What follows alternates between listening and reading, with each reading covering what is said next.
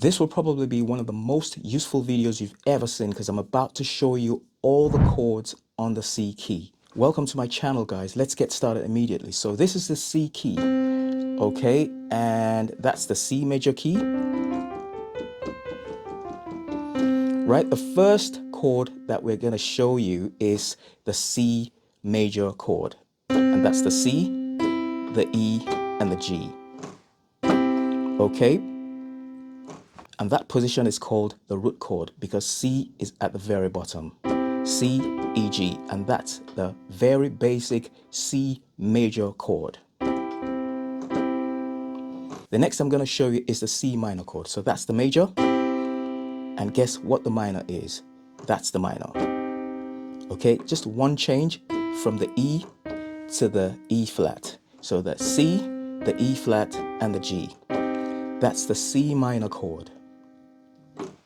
And if you want to put it in another way, the spaces in between the C minor chord and the C major chord is 1, 2, 3, 4. Okay, that's the, and then 1, 2, 3. So that's the C major chord. For the C minor chord, it's 1, 2, 3. Okay, and then 1, 2, 3, 4. So it's switched inversely. So that's 1, 2, 3, 1, 2, 3. 1, 2, 3, 4, 1, 2, 3. So 4 and 3 for the major, and 1, 2, 3, 1, 2, 3, 4. 3 and 4 for the minor. You could see it in both ways, but a very easy way is C major, just one change, the middle key, one step back, half a step back, and that's the C minor. The next I'm going to show you is the C diminished chord, and that's the C, and that's the E flat, and that's the G flat or the F sharp. Okay, so remember, that's the major, C major, and you just take these two one step or half a step back to play these two black keys, and that makes it a diminished. That's it. So C diminished. The next in line is the C. This is called augmented. Augmented, yep. So that's the C, that's the E, and that's the A flat or the G sharp. Okay, it's called the augmented. So diminished, augmented, augmented, augmented. Yeah, that's what it's called. Okay, the next in line, I'm going to be showing you something called, it's the C major, but you're just going to add 1 to it, and that's called an extension because you're extending the chord. So that's the C major, and you're adding that to it. You're adding the B to it, and you can play it this way. Okay, and that's called the C major 7th. C major 7th. The C, the E, the G, and the B. It's also called a chord extension. C, the chord extension. Okay? And then the next one I'm going to show you is the C major. Rather than playing that 7th there, you're just going to go one step back, half a step back to that black key right there, which is the B flat. Okay? And that's called a C 7th. So that's the major 7th, and that's just called a C 7th. So C major plus that extension there. And that's called a, what's it called again? The C 7th. Yep. And another one that I'm going to show you is the minor that I showed you earlier. So that's the C, the E flat, and the G. And now I'm going to make it an extension. So that, and I'm going to put an extension to it, which is that B flat there. So, sorry. Yep. And that makes it a C minor 7th. C minor 7th. So that's a C, the E flat, the G, and the B flat. C minor 7th. Now let's go back to the C. So that's the root chord, the C major 7th, simple root position. So that's the C at the bottom right there. Now, if I take that C at the bottom and put it at the top there, it still makes it a C chord, a C major chord.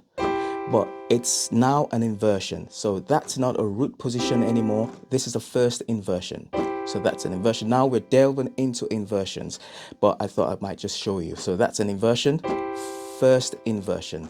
Root chord, C goes up here, makes it a first inversion. So it's still a C chord, C major chord, but it's rearranged differently, makes it sound a little bit differently.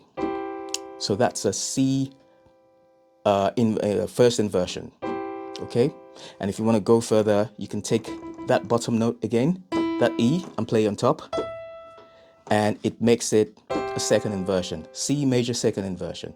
Root position, first inversion, second inversion. And you can play the same inversions for any chord, so you can do that and rearrange it. You can do like that, and that's clashing, but you can actually play it this way, so maybe like that. Okay, but let's not go in there. That's now getting a little bit complicated. Let's just stick to the basics. Another extension you would like to know is the same C, C major, and then you add the seventh, and guess what? You can also add the ninth, and that's a C ninth, C major ninth. And the reason why that's a ninth is if you count from here, 1, 2, 3, 4, 5, 6, 7, that's the C7, that's the note we added there. And then we're going to add the eighth and the ninth. So the ninth, that's the eighth, and then we're going to add the ninth. So that's a C7th. If you add that, that will make it a ninth.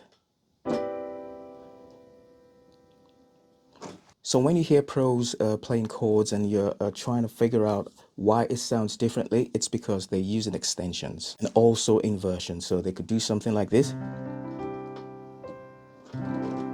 See? As a beginner, you might never want to, you might not play it this way, but they would play it that way and then do some arpeggios, you know, or do something like this, or that, or that.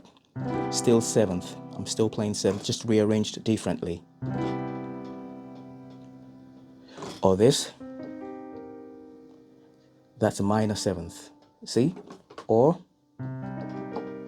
still a minor seventh. Rearranged differently.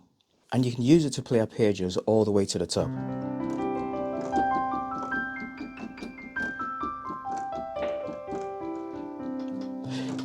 They're chords, but I've just broken them down, so it's called broken chords. And what did I play? I played that and that. And I'm adding just ninths. So remember, that's the ninth. Okay? So I played C. I removed that. Instead of playing the whole C, I took that off because the left hand, and I'm playing C, G, and C, and then I'm playing the ninth, and then the E, okay, and then the G, C, D, E, okay. So it's still part of C, and I'm just playing that all the way to the top. So when you learn these different variations of extensions and inversions, it's just going to transform your playing. Let me show you this one. This looks weird, but trust me, it's a chord. Okay, what is that? That's a C. But then if you play that, it makes it suspended. It's called a suspended fourth. Okay, the reason why it's a suspended fourth is if you hear how it sounds, it's waiting to land or to be resolved, and then it's resolved now. So it adds that tension to it before you resolve it, or before you end a song or a verse. So this is called suspended fourth because it's a fourth. You're adding the fourth. And the same thing is for the suspended second, because that's the second. 1, 2. Sorry. So fourth, suspended fourth.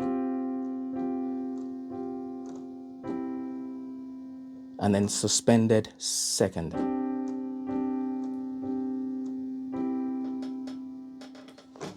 And you can use it to end your song. So you've played and you want to end your song, you go.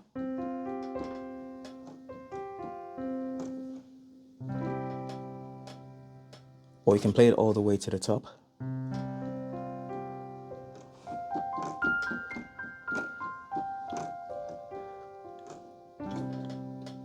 So I suspended the fourth, the C chord by playing the fourth, and all the way back down before resolving it and playing the chord. Practice and let me know how you get along. Hope you enjoyed it. Like and subscribe, and I'll see you soon.